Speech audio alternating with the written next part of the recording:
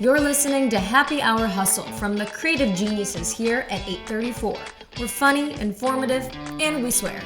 We talk all things marketing, communication, small business, plus we offer up hot takes on our industry and whatever else we feel like talking about. So, grab your drink of choice. It's always 5 o'clock at 834. And crank it up. Hey hustlers, welcome back. Today we're talking about the workplace. Specifically, how to manage across generations. Most companies have minimum 2, maximum 4 generations, all working to coexist and work together, which can be tough at best and seemingly impossible at worst. That's why we wanted to talk to Jennifer Maxson of Jennifer Maxson and Associates. She has years of experience in leadership coaching and mentorship, and is a great person to talk about the very issue of managing across generations, from Gen X to Gen Z. And how to do it best. All right, Jennifer, thank you so much for joining us on Happy Hour Hustle today. We're really excited to have you here. Well, I'm excited to be here. Awesome. So we want to kind of dive right in. Managing across generations, I feel like it's being talked about so much right now with, 3 generations that are really making up big portions of the workforce at this point. What has sparked your interest in generational dynamics in the workforce, in the workplace? Well, it's a really interesting place for all of us to be. So the interest comes from watching leaders at all levels trying to lead change, build alignment, and motivate and inspire their teams. And how they do that is different, based not only on the generation, but also on the individual and the culture inside their organization. Absolutely. And what are some of the most common misconceptions about the generational differences in management? One thing that we need to be careful of is not always putting a label on different generations. So one of the misconceptions is everyone from a certain generation shows up the same way and wants the same things. And so we could have a whole room of individuals of the same generation all wanting something very different. So we have to be careful of a one size fits all. And not one generation is better than the others. So we tend to love our generation. Yeah. And then we have comments on the other generations. But the reality is we need all the different generations to have diversity of thought and experiences and perspectives in the workplace.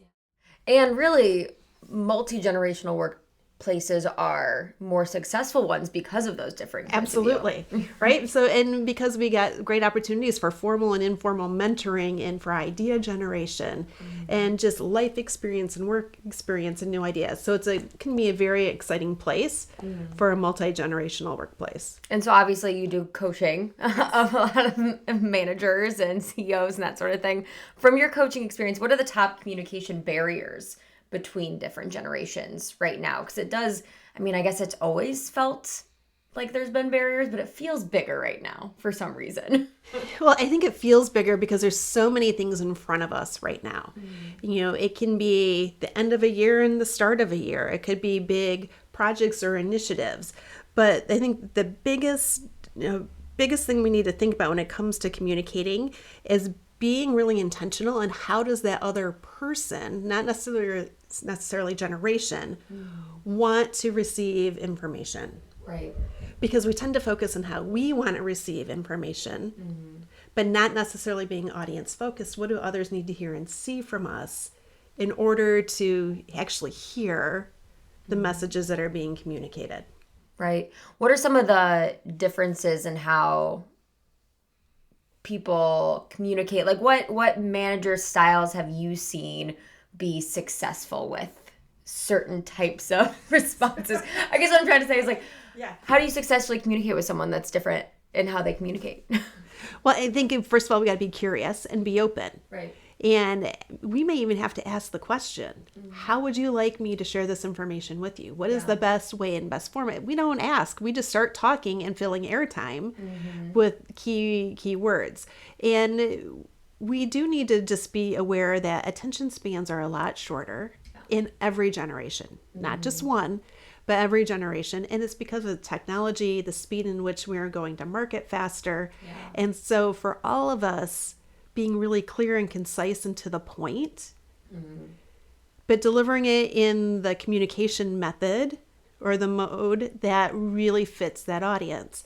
And I try to be careful and not say, oh, Gen X wants this or millennials want that, because there's the exception to every rule. Right. There may be a baby boomer who loves technology and they just want to communicate electronically. And you may get someone who is a Gen Z who would really just love to sit in a room and have a face-to-face conversation. Right. So it's important for us to really think about who is the audience and what's going to be important for them to actually hear the messages that we need to share. Yeah, no, absolutely. And I think that's an important note to make too, because even by putting people in generations, I feel like there's a lot of attributes and characteristics that people are assigned when they walk into a workplace because of their age, which has always been the case. But it is important to look at people as individuals, and everyone has differing needs. That is correct. And there's different ways for us to communicate. So we do need to be creative, but we also have to be mindful. Are we creating too much noise? Or is there a way that technology or shorter communications can really help key audiences? Absolutely. And I do want to talk a little bit too about work-life balance and workplace expectations, because I feel like that's a big conversation too when you talk about generational differences and what people expect as they're coming into the workforce now. What have you noticed just be the trends, the differences that people have evolved to expect from their work situation? Well, I think the pandemic really flipped everything upside down. And so now we have individuals wanting flexibility, and they're wanting flexibility to work when they want to work. Right. Not necessarily in the core 8 to 5 hours. And so what I keep seeing is those new professionals who are expecting flexibility and surprised if they don't have it. I also am seeing those that have been in the workforce for a long time excited that they starting to get some flexibility. So I think the flexibility piece is going to be important for employers and for managers to really think about what is the business need and how can we serve both the business and the employee. So flexibility is the number one thing I continue to hear. Yeah. And what have been some of, like when your clients come to you with questions about work-life balance and how to manage people that are expecting a certain amount of flexibility, what is your advice to them, or what are like the main challenges they come to you with on that? Well, they're not sure how to answer the question. I think that's the main main challenge. Yeah. And so I always say, first of all, you need to understand your organizational policies. What are the policies? But it can't be if just a one size fits all for everyone. So being really clear and having a conversation that both parties have some understanding of, here's the key things that I'm going to need as an employee. I got to pick up kids, or I'm caring for parents, or I need the space for whatever that is that motivates me to stay. Managers need to know really what the boundaries are so that they're comfortable and being flexible. I'm also going to say that constant check-ins are going to be important, and constant, not every day, but whether it's weekly or monthly, just to make sure that it's working for both parties. Yeah, absolutely. And I feel like offering those, I mean, not customized, but kind of customized approach to everyone, it's a really powerful retention tool, which I feel everyone's trying to key in on that right now. How do I keep people? How do I keep people? And we can call it customized. I also like to use personalized because it's for the person. And when someone says, hey, I have a personalized plan for you, they go, oh, it's for me. Versus everyone gets that. And maybe everyone does get that, but they get it maybe in a different way that's going to suit their needs. I do want to shift gears a little bit and talk about teams. I know you talk about teams a ton. Teams. What have been some of the strategies that you've suggested to the managers that you work with to foster collaboration across generations? And what have been some of the most successful ones in terms of feedback from them? Yeah. So my first tip I always share with managers and leaders when they're bringing their team together is let the team figure out how they want to collaborate together versus dictating how the team's going to collaborate together. Because the team all has different needs. And as the manager, you may not know everybody's specific needs or their desires or the ways they love to communicate. So I always love to do a kickoff meeting as a team is coming together for the first time, but have everybody also share How do they like to communicate? What works for them? And then knowing that, then the team can put together their ground rules or their guidelines of how they're going to collaborate together as a team. Yeah. So let the team figure out most of that and own it. Yeah. And the manager can be part of the conversation. But we tend to tell people what to do versus giving them the space to let them do what they know, that why they've been brought together. Yeah. And that collaborating. There's a couple other tips that seem to be really successful. And one is making sure there's multiple communication channels, but also being clear how you're going to use those communication channels. Right. So when are we going to use the Teams chat? Yeah. And when are we going to send the email? And what's the time frame for replying? What is the expectation? Yeah, that's important. It is. And we communicate in lots of different ways. So what we find is when we're in the Teams chat, those tend to be those quick questions. Maybe it's an idea, something that can sit, and others can join in and give some input versus the formal email, which tends to be sharing of information. Yeah. So the team needs to have some clarity on that. And then another one is thinking about DISC. So we're big fans of DISC. There's strength finders. There's lots of different types of assessments out there. But really thinking as a team, what are the different styles and preferences and tendencies? And then how can you use that? Right. And we can use it for understanding, but when do we need to tap into someone who really loves to double check the numbers? Yeah. And make sure we got the right person double checking the numbers. Yeah. And who's the one individual on the team that's really thinking about the collective team and bringing some steadiness and harmony. And then we know someone is going to want to be driving it, but do we have 5 people driving in different directions? What does that look like? And of course, then we have those influencers and who are the big picture, big sky thinkings. And are we going to allow them to dream in every meeting? Yeah.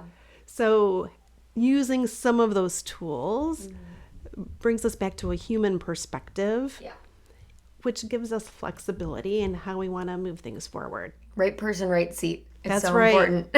It is.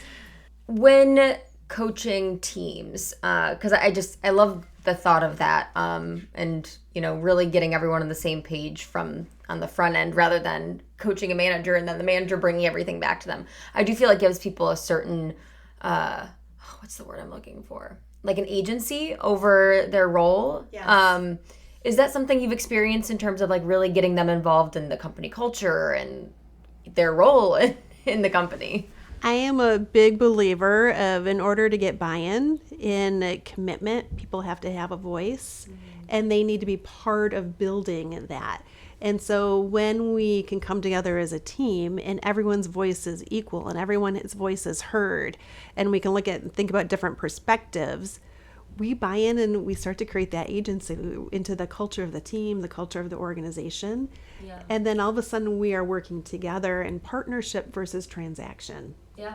And I love working in partnership because we can create more value versus who has what task and is it completed. Yeah. And did you mess up or did Right, then all of those. And people feel more responsibility for and things then that are... you build trust, and then you can have some conflict, but you can also say I need help at the same time, and you know that the team is willing to help you and you're not going to hear about it outside of the meeting. I know you talked a little bit about communication channels, so I do want to ask, because I feel like a lot of times what ends up happening in workplaces is that a few voices dominate certain channels of communication, or people are too nervous to speak up in certain senses.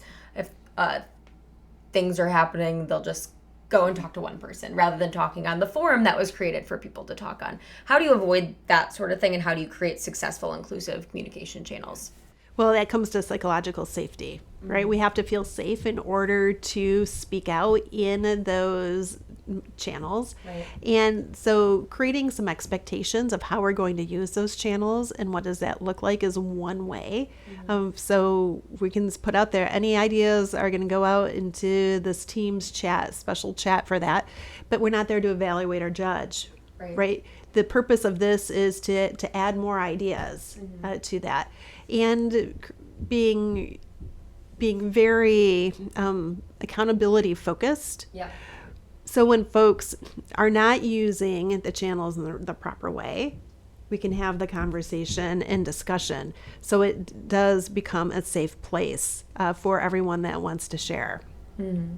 Yeah, I think that's really important too, is making sure when you do create those communication channels and then set expectations in them, that those things are then, people are held accountable for following those rules. Because then when people don't use them the right way, people are, well, they get to use it differently, or they get to do this, so does it really even matter that I communicate in this way on that? And then you just start to see the subtle breakdown. You do. You start to see everything start to come apart, and then the silos are created, and the us versus them is created, and that's not team. Nope. And that's not the culture any of us want in our organizations. Yeah, very true. Culture has to be a really intentional thing. It does. Yeah. How do you coach managers to balance generational preferences that you've seen around feedback and recognition in the workplace? Because I do feel like that's a really important. People always hear about the compliment sandwich or things like that. But I mean, what do you suggest with everyone? I mean, regardless of generation, getting such constant feedback in every other part of their life because of technology and social media. How do managers keep up with that kind of feedback loop? Well, I think it's important that feedback doesn't happen once a year. Right. Here's your performance review, and now you're going to get all the feedback that you wish you would have known. And now you're coming back to me for something that happened 4 months ago, and I'm just hearing about it. So I feel feedback needs to happen on a regular basis. But when we're giving feedback, we have to remember folks have an option to accept the feedback or choose not to accept that feedback. And so if we're sharing feedback, I always encourage individuals to set the stage in a way that builds the relationship and creates safety. Okay. So feedback is not always bad, but we tend to go to the negative side of feedback. Feedback could be really positive. And so there are times where we have to set corrective action. There may be times where we have to give some tough feedback to someone, something didn't go well. But we need to honor that that's a person sitting across the table. And we can't forget about that. So being clear and direct and to the point, but with some warmth and a human piece to that is really important. But let's not forget about also the feedback where we say thank you, we recognize and reward talent, because that is a feedback loop as well. So folks know that they're delivering and bringing the value and maybe going above and beyond. And then we feel seen and we feel heard. Yeah, absolutely. Well, we've talked a little bit about the differences in generations. What about the common thread, the similarities you see across the generations? Because we all have a lot more in common than we have different. I would completely agree with that. And so what are the things that are in common? One is we all want to have some purpose to our work.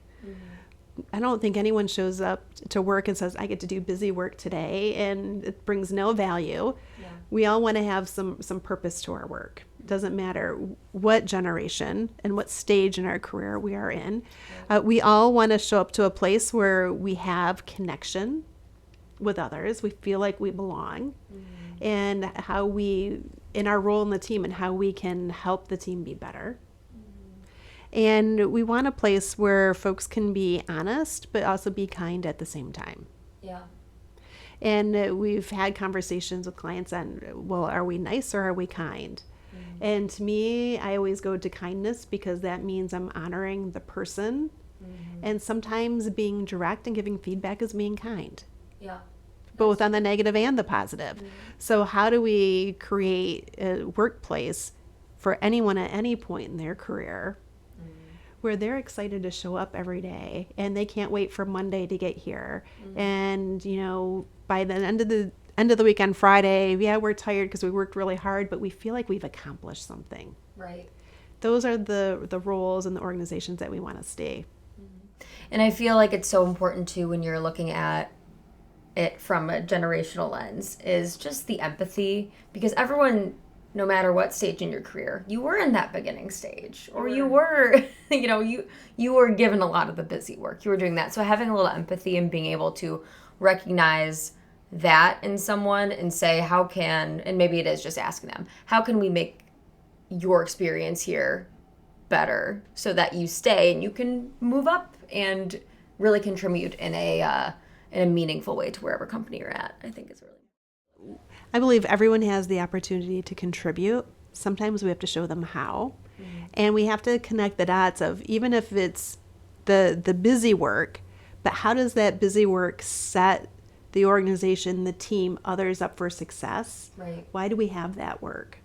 And so sometimes connecting the dots for individuals, especially folks that are new in our organization, is really impactful. Yeah, I would agree. So what makes you then hopeful about where things are headed right now? Well, I believe leaders are the hope for the future, right? So we all need to have leaders. And what makes me hopeful is knowing that in diverse organizations, we have lots of different generations coming together. We have such a great opportunity for sharing knowledge. And it could be the work knowledge that we have for being in an organization for a period of time, but also those coming new into an organization. They're bringing knowledge and ideas from outside, which creates a lot of opportunity for innovation and collaboration, where what our organizations are doing today may look different in 3 to 5 years from now. Yeah, It's exciting to think about what the possibilities could be. a lot of innovation coming. Listen to each other. That's true. The listening piece is really important. Yes, share your ideas and then listen. Well, awesome. Thank you so much for coming in and being with us here in Happy Hour Hustle, Jennifer. We'll have a link to Jennifer Maxson Associates when we post this, so you can learn all about the amazing work that you guys do. Thank you. Thanks for having me. Thanks.